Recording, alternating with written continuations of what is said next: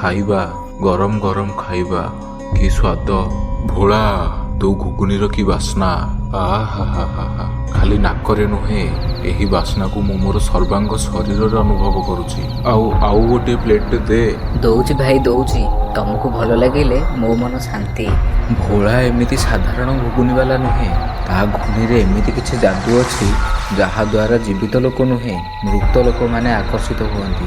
ଆଉ ଠିକ୍ ସେତିକି ବେଳେ କେତେ ଗୁଡ଼ିଏ ଲୋକ ଆଉ ଗୋଟିଏ ମୃତଦେହ ଧରି ସେଠାକୁ ଆସିଲେ।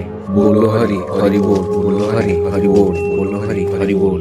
ଆଉ ସେମାନେ ସେହି ଶବକୁ ତଳେ ରଖି ଶବ ସଂସ୍କାର ପାଇଁ ସବୁ ଜିନିଷ ଗୁଡ଼ିକୁ ସଜାଡ଼ିବାରେ ଲାଗିଲେ। ଆଉ ଠିକ୍ ସେତିକି ବେଳେ ଭୋଳାର ସ୍ୱାଦିଷ୍ଟ ଘୁଗୁନି ବାସ୍ନାଟି ପବନ ସହିତ ମିଶି ମୃତଦେହ ଆଡ଼କୁ ଯିବାକୁ ଲାଗିଲା। ଆଉ ଠିକ୍ ସେତିକି ବେଳେ ମୃତଦେହଟି ଟିକେ ହଲିବାକୁ ଲାଗିଲା। ଏହା ଦେଖି ସେଠାରେ ଥିବା ଲୋକମାନେ କିଛି ବୁଝିପାରିଲେନି। କି ବାସ୍ନା! ଏମିତି ବାସ୍ନା ମୁଁ ମୋ ଜୀବନ